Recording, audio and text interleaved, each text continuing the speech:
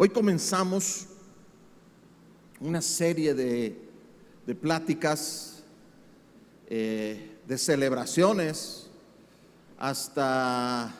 y no son las pesadas todavía, hasta que celebremos el nacimiento de Cristo. Estas próximas 4 semanas, hasta la culminación en Navidad, vamos a estar estudiando 4 descripciones de este niño, de este bebé que nació en Belén, que sabemos bien quién es, ¿verdad? Y el deseo de mi corazón es que estos atributos de Jesús sean exactamente lo que necesitamos, porque por eso Dios nos da su palabra, porque sabe nuestra necesidad y Él suple para nuestra necesidad. Cada cosa que tú encuentres en la Escritura, en lugar de verlo nada más como decir es que Dios está tratando de tener digamos todas las luces sobre Él, lo cual es cierto, Él es Dios, pero aún viendo eso podemos ver todo lo que Dios está haciendo por nosotros, y toda la historia que encontramos en la Biblia es respecto al amor de Dios para con nosotros. Y la venida de Jesucristo, por supuesto, que es la culminación de esta, bueno, y no el final, digo que es la culminación porque ahí Dios mostró su amor como nunca. El propósito de esta serie es que, déjenme explicarles, se llama Adviento. Yo sé que muchos grupos, muchas denominaciones no lo celebran. Lo celebran algunos, por ejemplo, la Iglesia Católica celebra el Adviento. No se nos olvide que las raíces católicas son las raíces del cristianismo, que viene desde el principio,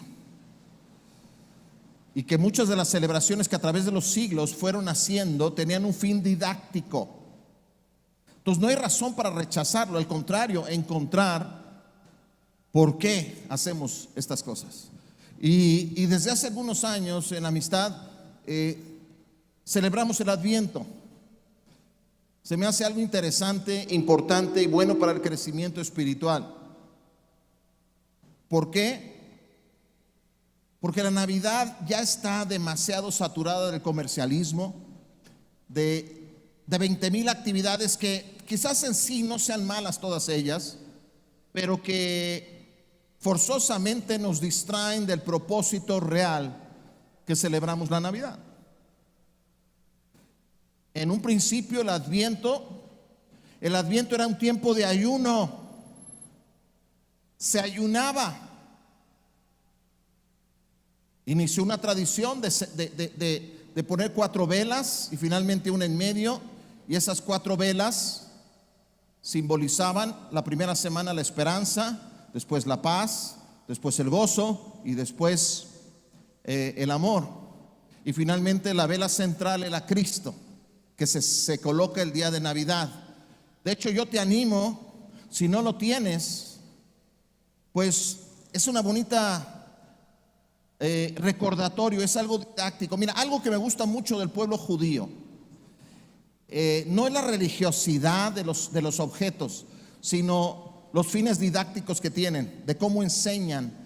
Por eso Dios les dio celebraciones a los judíos y les dijo: mira, hagan esto, hagan lo otro, pongan esto con este objeto. Es que todo esto era para recordarles algo. El problema es que a veces las cosas se convierten en religión, las practicamos sin reconocer para qué.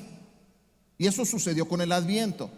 Pero el Adviento realmente era un tiempo para recordar y para prepararse para la venida de Cristo, y era preparar el corazón para celebrarlo como debía de ser. Y por eso nosotros desde hace algunos años lo hemos estado haciendo. Hoy es el primer domingo de Adviento, porque digo, son 4 domingos hasta que finalmente el día de Navidad se enciende la última vela, que es la vela de Jesús, que es la vela principal, es la vela central. A Él es al que le celebramos. Entonces yo quisiera realmente, y el propósito es que esto nos permite estar recordando realmente qué vamos a hacer, por qué celebramos la Navidad. Miren, no me voy a meter en explicaciones de que si la Navidad, que si no es el 25, hay muchos grupos que hasta Vamos, satanizan la Navidad porque fue el 25, porque está basado en fiestas paganas. Es cierto, es cierto. No te voy a decir que no. La gran mayoría de las cosas que están ahí, con excepción quizás de la Pascua y estas cosas que eran judías, tienen orígenes paganos. Pero nosotros no estamos celebrando a un Dios pagano, estamos celebrando a Cristo. Y yo en Navidad no celebro a nadie más que a Cristo. Y es una buena oportunidad para recordar que Jesús vino a este mundo. Por eso lo hacemos, simplemente. No le asignes más importancia a la que tiene. Ahora, cuando yo leo las Escrituras y veo cómo Dios tiene control de las cosas y cómo Dios va planeando todas las cosas. Y leo un pasaje en Isaías que vamos a leer en un momento. Aunque, antes que nada, quiero que me pongan ahí, por cuestiones de seguridad, vamos a hacer nuestra vela virtual.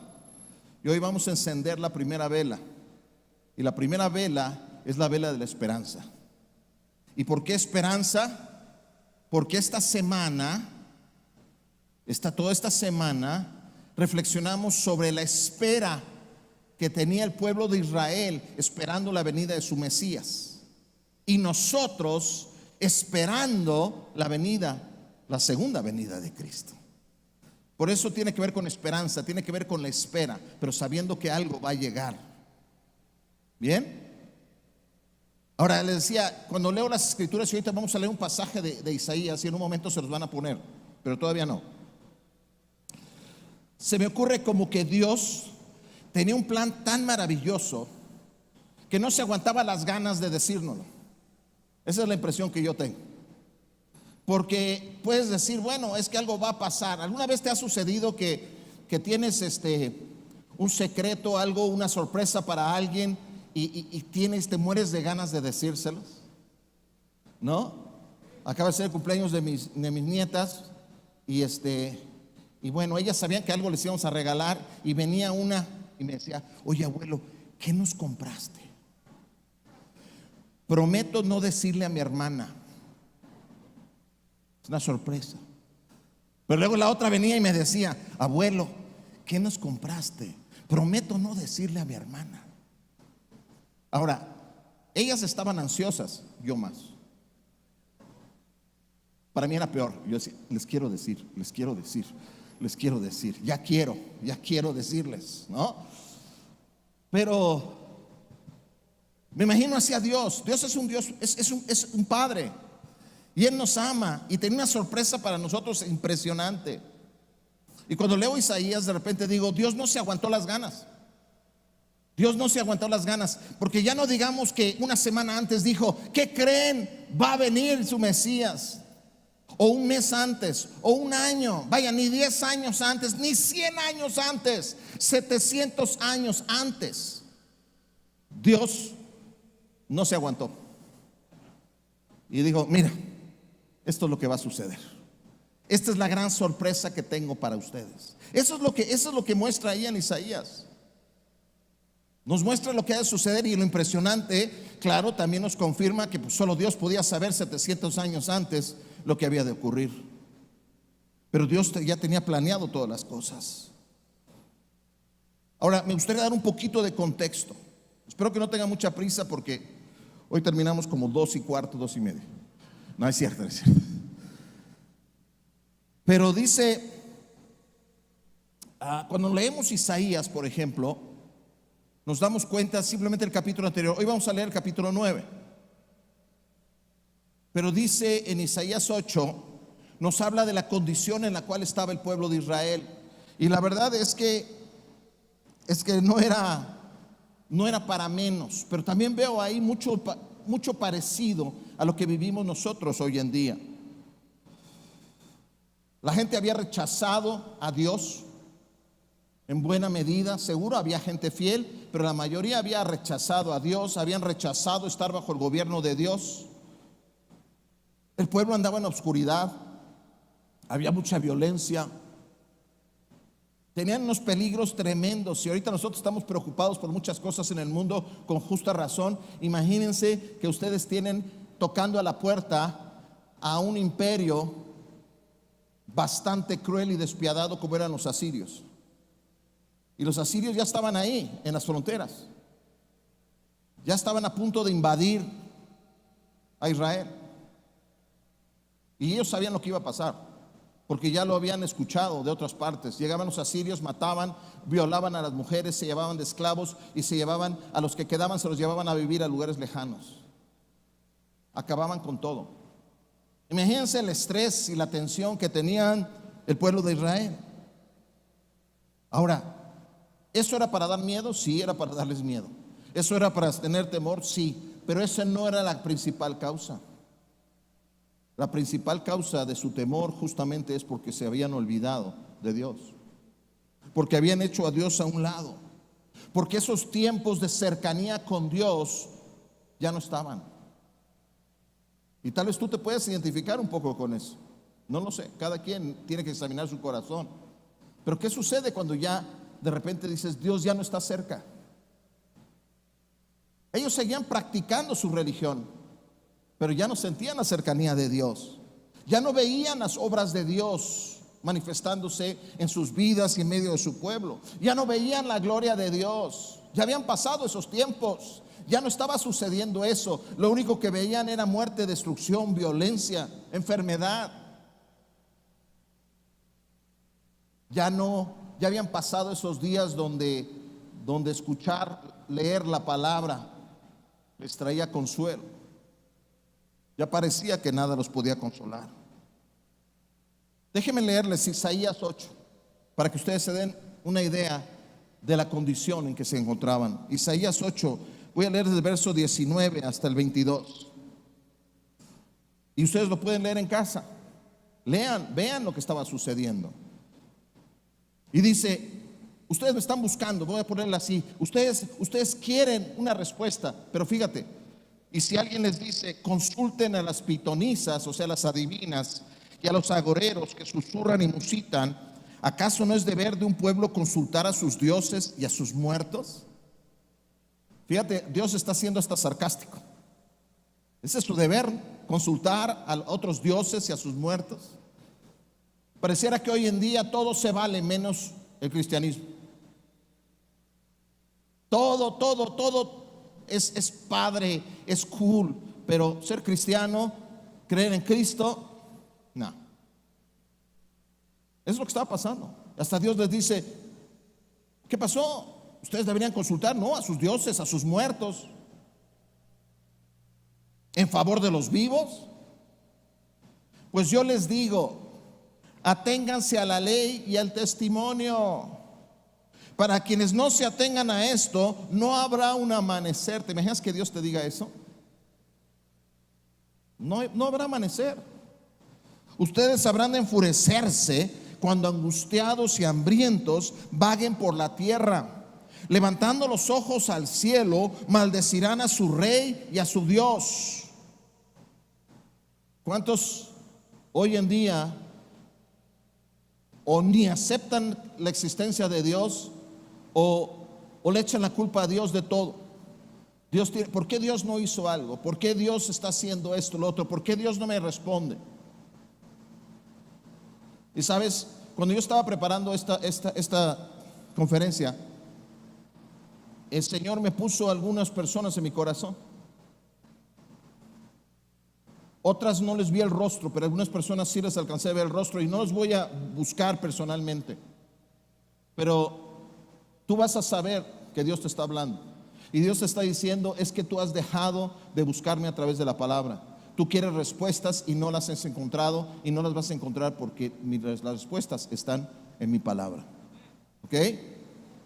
¿Alguien sabe para quién es eso? Es para más de uno.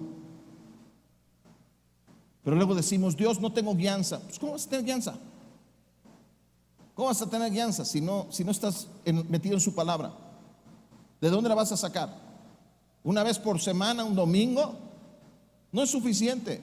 Necesitamos ser guiados día a día. Pero bueno, y dice, y clavando la mirada en la tierra, solo verán aflicción, tinieblas y espantosa penumbre, y serán arrojados a una oscuridad total. Obviamente nada lindo el escenario, muy pesimista, muy tenebroso, pero esto es lo que estaba viviendo Israel. Ahora, ¿cuántos saben que Dios es un Dios de amor? Y leemos esto y nos parece que no, pero recuerden como un papá que dice, va a haber disciplina, pero yo los amo y no los voy a destruir. Y ellos, buscando respuestas, se metían más en la oscuridad y la desesperanza. Es interesante que Dios les dice: ustedes lo que necesitan es meterse a la palabra, necesitan más enseñanza, necesitan más testimonio. Esa es la cultura del tiempo de Isaías. Y ahora quiero leerles, en el siguiente capítulo, Dios dice: pero no quiero que se me fue la palabra, pero no quiero que se me depriman. Y no quiero que piensen que ya todo está terminado, porque no todo está terminado. Y Dios nos dice a nosotros: no piensen que todo está terminado, que esto se acabó, que no va a haber más bendición. Así no es. Isaías capítulo 9, versos 6 y 7. Los quiere animar y les dice: miren, escuchen esto. Y recuerden que esto es una profecía, o sea, está hablando de algo que va a ocurrir 700 años después. Pero aún así les dice: pero quiero que pongan sus ojos en eso. Imagínense una larga espera, 700 años. Pero dice: pero pongan sus ojos en eso.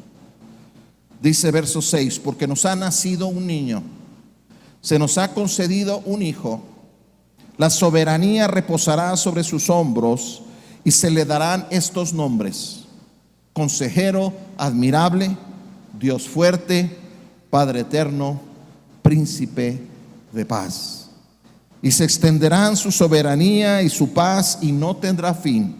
Gobernará sobre el trono de David y sobre su reino, para establecerlo y sostenerlo con justicia y rectitud desde ahora y para siempre. Y esto lo llevará a cabo el celo del Señor Todopoderoso. Él está animándoles. Les está diciendo: miren, ustedes piensan que la historia de su nación se acabó. No, no se ha acabado. Aún lo mejor está por llegar. Dice: va a nacer un niño que va a tomar el gobierno, un gobierno perpetuo. Y ese niño tiene ciertas características. Y les dice cuáles son. Dice: admirable, consejero, va a ser llamado Dios fuerte, va a ser llamado Padre eterno, va a ser llamado Príncipe de paz. Durante nuestra temporada de Adviento vamos a estudiar cada uno de estos nombres. Hoy vamos a comenzar con admirable consejero, o consejero admirable, como ustedes quieran leerlo. Ese es el tema de hoy. El tema de hoy es admirable consejero, porque eso es lo que dice que Jesús es. Pero tú y yo ya tenemos una retrospectiva. Jesús ya vino. Ellos tenían que ver hacia adelante 700 años, pero nosotros podemos ver hacia atrás, pero no hacia atrás también, porque sabemos que Jesús está vivo en nuestras vidas hoy. Amén. Hoy está aquí. Y uno de los nombres de Él es consejero admirable. Admirable consejero. Quiero explicarles un poquito esta frase, porque es sumamente importante. Quiero que pienses. Dice que se nos ha concedido, o sea, es para ti, es para mí, así como lo fue para el pueblo de Israel en su momento. Es para nosotros.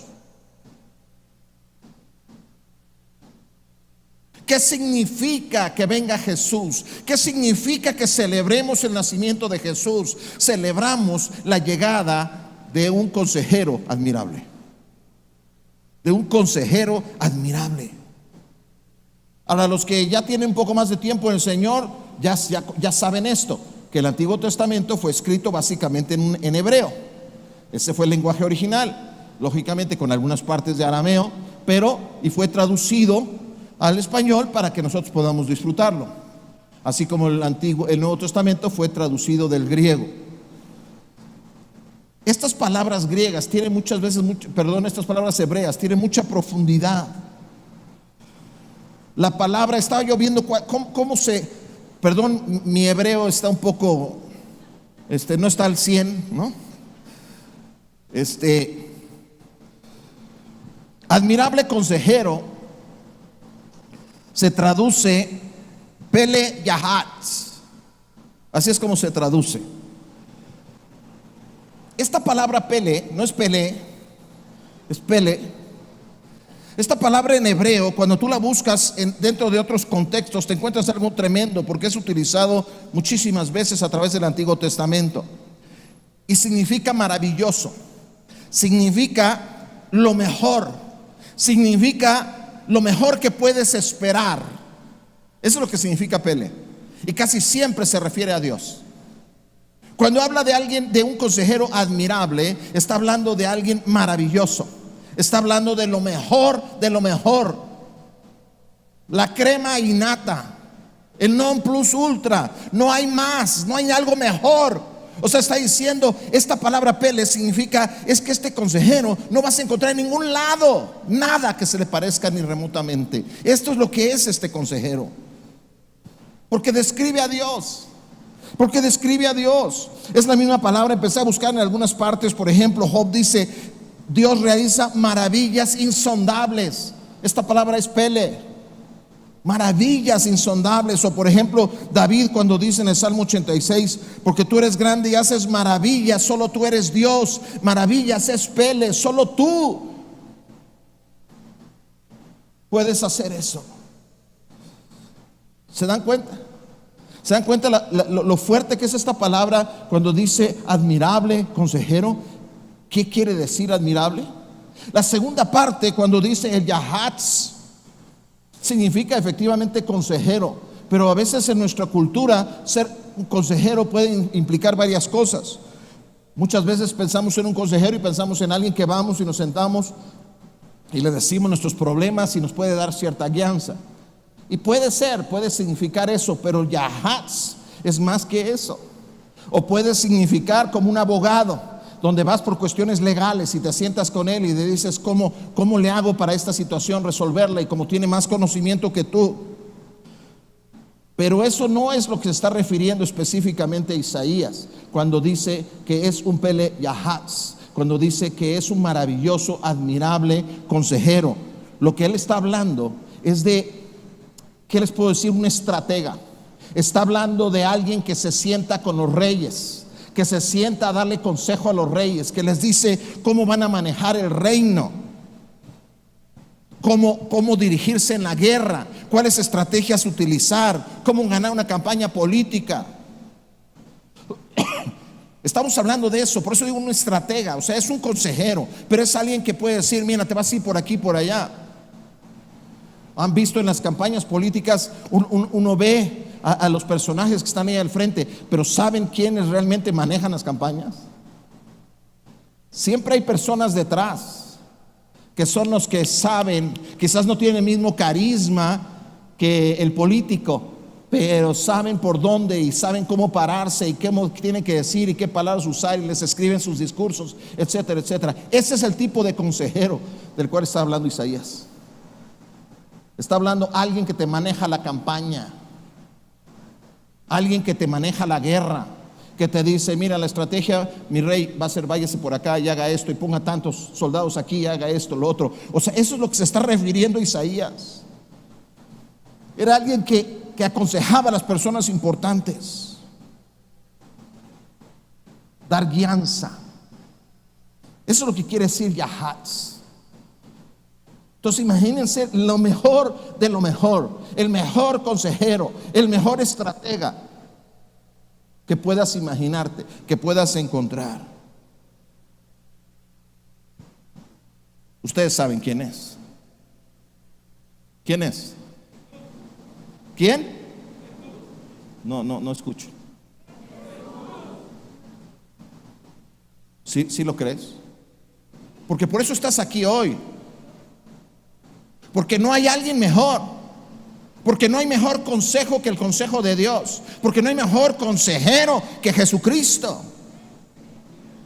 Ahora, yo digo creer eso, pero de repente veo aspectos en mi vida y digo, si yo creyera eso al 100, me tendría que ir mejor. O por lo menos tendría que tener una paz. Y a veces digo, no tengo paz en esta área. Y luego me doy cuenta que es porque estoy haciendo las cosas a mi modo. Porque no estoy escuchando el consejo de Dios. Porque no estoy dejando que este admirable consejero guíe mi vida. Y lo vemos en la vida de Jesús en esta tierra. Miren, por cuestiones de tiempo podríamos dar ¿Cuántos ejemplos más? Vean todo lo que Jesús hacía. Vean el consejo que daba. Vean lo que Jesús enseñaba. Vean cómo Jesús sanaba y hacía milagros. Y dirás, es que eso es admirable, son maravillas. ¿Cuántas veces dice se asombraban? Estaban asombrados de Jesús. Porque Jesús les trajo a mostrar el poder de Dios. Eso que había dicho Isaías, es que verán eso, lo comenzaron a ver. Por eso Jesús decía, ¿saben? En la antigüedad, ¿qué hubieran dado por vivir estos tiempos? Les decía. Ellos esperaban esto. ¿Por qué? Porque ya había sido prometido por Dios, vendrá un admirable consejero. Y Jesús decía en pocas palabras, y soy yo. Estoy aquí entre ustedes. Por eso veían el poder de Dios sanando a los enfermos. Por eso veían enseñanza fresca. Decían, es que no son cosas necesariamente nuevas, pero Él habla como quien tiene autoridad. ¿Por qué? Porque eso es lo admirable de Jesús. Porque había una gracia de Dios. Cuando la gente vivía como en condenación por las reglas, Jesús traía libertad. Cuando decían, es que esta mujer había estado atada, y decían, y ahí iba semana tras semana a su congregación, hasta que Jesús dijo, ay, ¿cómo pueden dejar atada a esta mujer? En el nombre de Jesús se sana. Y se enojaron los religiosos. Se enojaron con Él. ¿Cómo está sanando? Además es Shabbat. ¿Cómo? Jesús vino a mostrar la gracia de Dios, no el legalismo religioso que en realidad no servía para nada. Su enseñanza era poderosa. Vaya, hasta los vientos y el mar le obedecían. Dime si no era para maravillarse. Y hasta decían, ¿y de dónde sacó todo esto? Porque muchos nada más lo veían a través de la carne y nada más veían a este niño que había nacido en Belén y que había sido criado en Nazaret. Pero Isaías ya había mostrado, había dicho algo. Este niño sería sorprendente. Hasta los demonios se le sujetaban. Y habría que decir, se siguen sujetando. Los cuerpos paralizados cobraban vida. Es para maravillarse. Este es el Jesús. Este es este niño.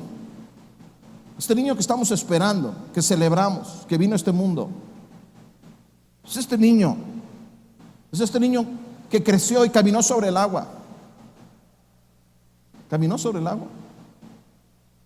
No solamente Jesús superó todas las expectativas. No había limitaciones para Él. Él aconsejaba, dice, hablaba como nadie ha hablado. ¿Por qué? Porque Él es la suma total de todo el conocimiento, de toda la sabiduría, de toda la guianza. Todo el conocimiento pasado, presente y futuro está en Jesucristo.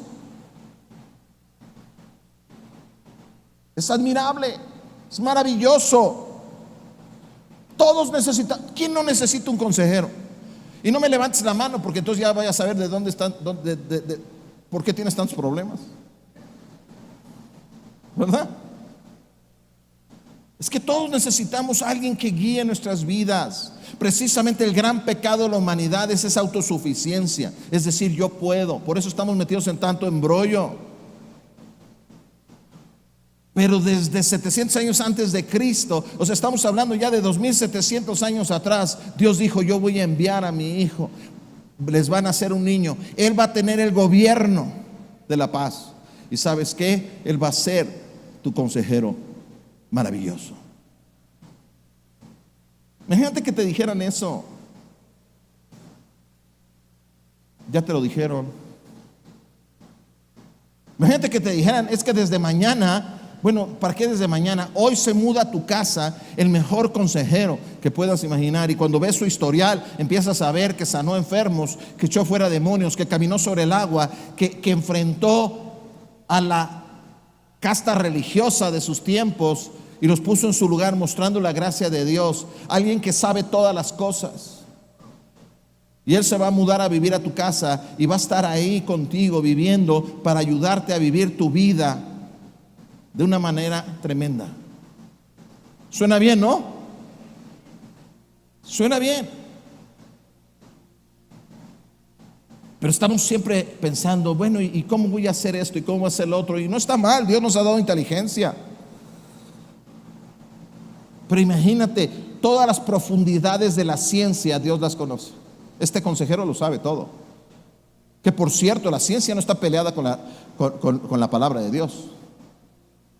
Lo único que hace la ciencia, y lo hace bien, es ir descubriendo las maravillas de la creación de Dios.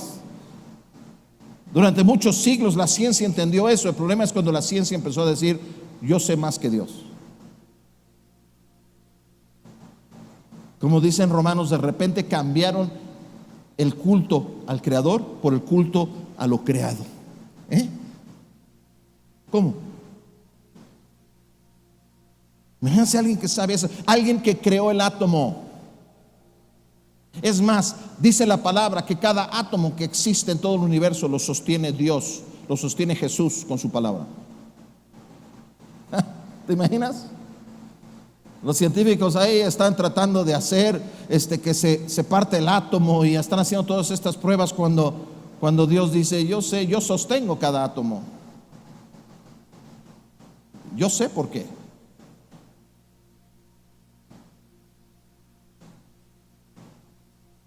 Vemos los programas sobre la creación, bueno, según algunos,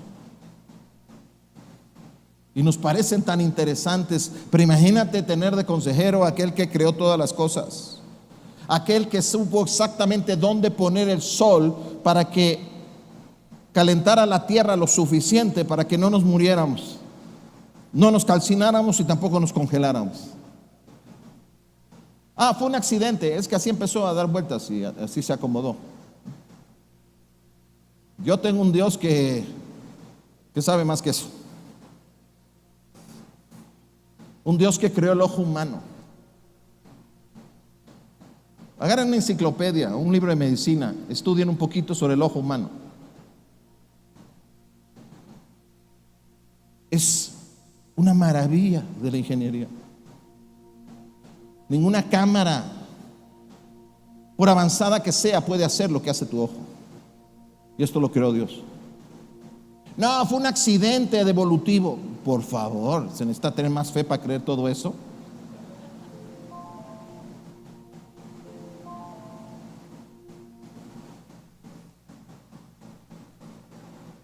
Y no solo eso, este consejero conoce la verdad.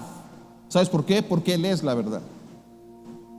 Todo el mundo tiene su verdad con B chiquita, ¿verdad? Pero aquí estamos hablando de aquel que es la verdad con B mayúscula.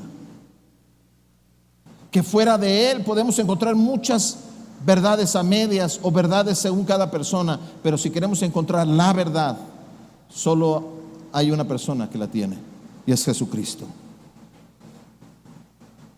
Y aunque los gobiernos del mundo se opongan a la verdad y digan que no, y quieran imponer leyes y otras cosas, nosotros sabemos quién es la verdad. Y no pueden destruir a la verdad. La verdad es Jesucristo. Un consejero que conoce nuestra condición humana. Dice que es un sumo sacerdote, pero no alguien alejado de nosotros. Dice alguien que entiende. Dice alguien que fue tentado en todo, mas sin pecar. Tenemos a alguien que nos entienda. Tenemos a alguien que está de nuestro lado. Dice, por eso va a ser conocido entre mi pueblo como un maravilloso, un admirable consejero. Qué increíble que nosotros podamos estar preparando nuestros corazones. Y no solamente de aquí a Navidad, la cosa es seguir, pero nos puede enseñar en las próximas semanas que tú y yo nos concentremos en este aspecto y digamos, yo tengo un gran consejero, maravilloso, que hace prodigios y que sabe todas las cosas, y ese consejero está dispuesto a guiar mi vida. que tiene una mente que no se compara. Dice, mis pensamientos no son tus pensamientos, dice el Señor. Pues no, y no necesito ponerme a pensar como Dios, porque no lo soy. Lo que necesito es escuchar la guianza de Él, día a día. A veces tratamos de darle consejo a Dios, pero no se trata de porque yo sé algo, es porque conozco a alguien que lo sabe todo. Y ese lo conoces tú también. Se llama Jesús. Necesitamos a este admirable consejero, ¿no lo creen? No necesitas un consejo, no necesitas a alguien que puedas acercarte cada momento y decirle, guíame, guíame, dime, yo necesito tu consejo. En Santiago, en capítulo 1, verso 5, dice que si alguien necesita sabiduría, que la pida. Si tú necesitas la sabiduría, dice, pídesela a Dios. Y dice que Dios nos dará la sabiduría. Es una promesa.